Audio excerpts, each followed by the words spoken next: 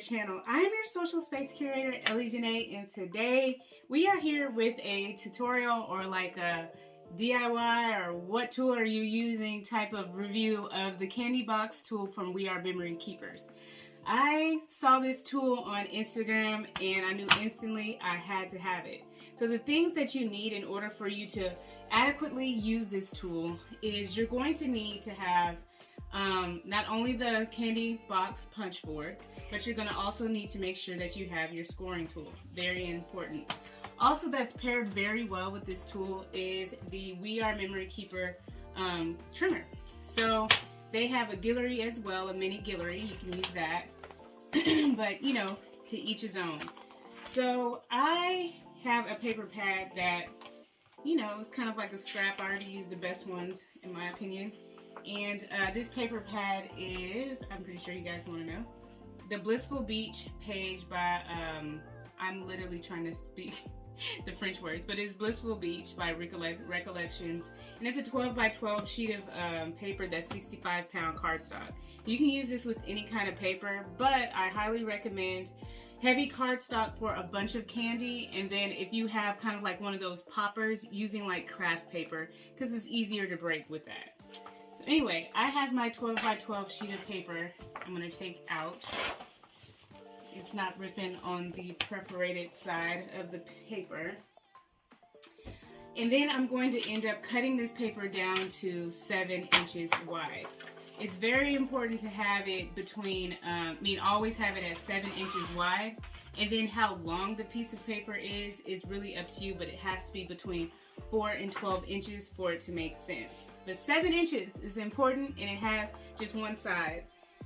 What actually just fell was the example that I wanted to show you before we actually get into it is the, this is just kind of what the very long 12 by 7 would turn out to be. It's very thin and narrow. So there's one example. This is like the 6 inch, I believe. And it's pretty much a good healthy size to add some treats and things like that. And then we have the 4 inch, which is the smallest that it goes, and that's how small it is. It's almost smaller than my hand for sure, because I guess my hand is pretty big, but I don't even know what that had to do with anything. So anyway, in this example, we're gonna do a 7 by 7 sheet of paper, and I'm gonna kind of show you guys.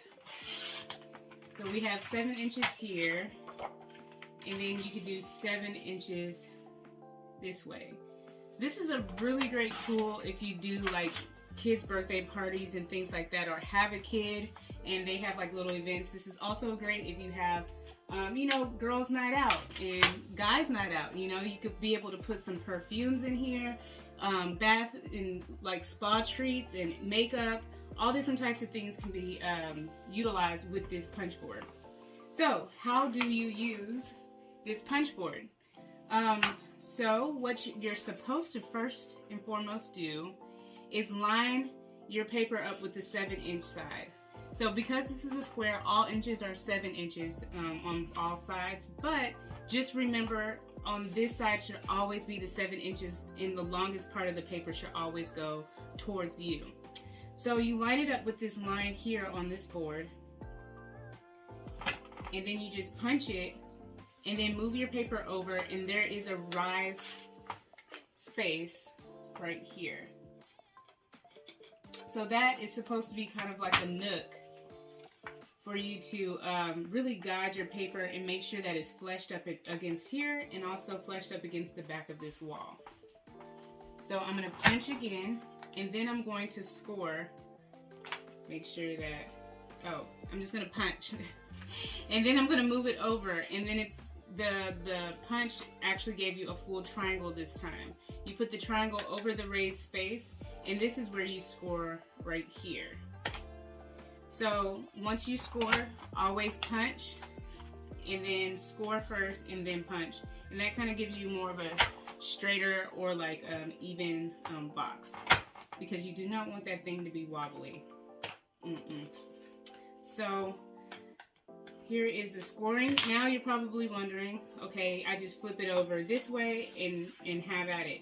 You really don't, because this first punch is off the page and this last punch is on the page.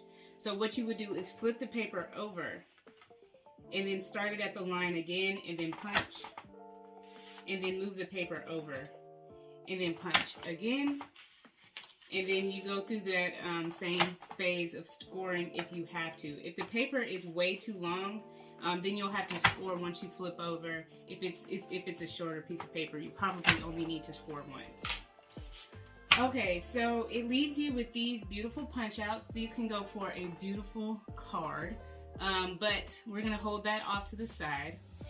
And then we're going to take some double-sided tape. Also, glue works very well, but because we want this video to move fairly well, I'm going to put the tape here at the edge, and then I'm going to add the tape here and add the tape here. The other thing that I would highly advise is to do the tape as close to the score line as possible as well, because you don't want any gaps and you want it to be secure, because depending upon how heavy the gift is on the inside, you want to make sure that that security is there.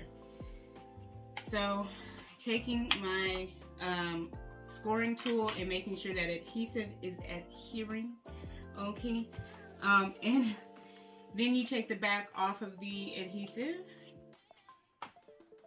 Usually I fight with this because I don't want to take the adhesive off with the backing. That's where glue is kind of a little bit funner, but it takes a little bit longer to glue, and then it can like move, and I don't want it to move, you know what I'm saying? Okay, so you're probably wondering, sis, you didn't score the score lines. Yeah, I didn't do the scoring first before I took the back off because I got really excited. But all you need to do is set your scored lines with your bone folder like this. And this is just going to form the box. And then there's that last little line here where we put our adhesive.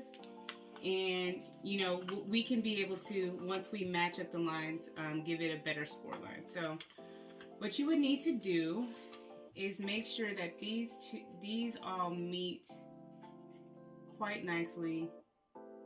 And I usually use the line of the guide at the top of the paper there. And then we do the same thing here.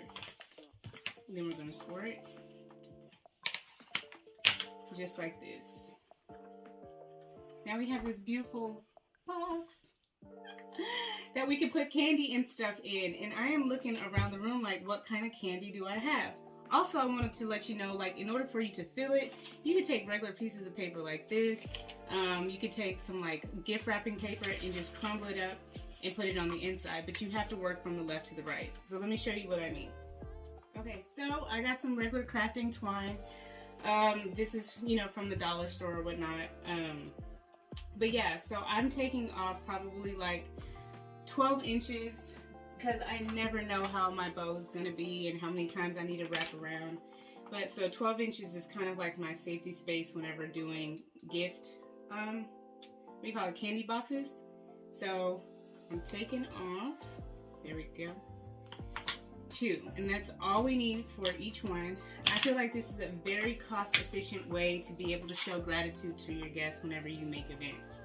So as long as you have paper and glue or tape, you in that thing, and some good, you know, twine, you got something special going on. Okay, now what do you do from here? I basically took the paper, or the box now, and laid it in the middle of the twine, and then you just wrap the twine around, just a regular basic knot like this. And the purpose of this is to make sure that these 4 pieces come together and bring the shape of the box that you want. I'm going to do another wrap around just to make sure that it's holding snug. And then I'm going to do a knot. You could definitely do a bow there if you want to, like this one. But this one is more so of like, you know, it kind of reminds me of like a vacation, like tiki or something like that. So anyway, so at this point, this is where you would add your candy or your confetti, and you just would kind of like crush up some paper like this, and then stop it up at the end so nothing falls out of the hole and you do as much as you need, like that. There we go. And I don't have any like placebo candy, but say that this was candy. This is just like glitter.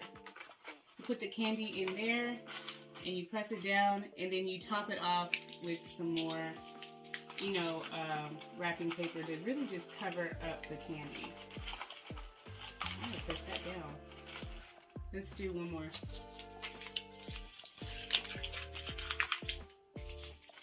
Here we go. Okay, so it should make a beautiful, like, you know, just firm box for you as the more you stuff inside of your gift box.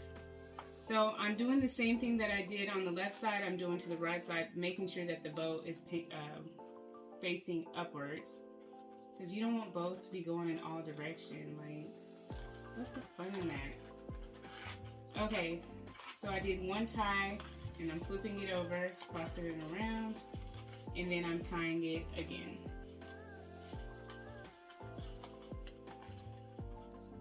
Alright, so I'm not gonna super loop that because there's something that you can be able to do. And with the remaining paper is make tags. Do not throw it away. You can make a card, you can make tags, just to, like, you know, let people know that you are very, very happy that they came and showed up. So, you know, I'm doing a 2.5 by, let's do 3.5.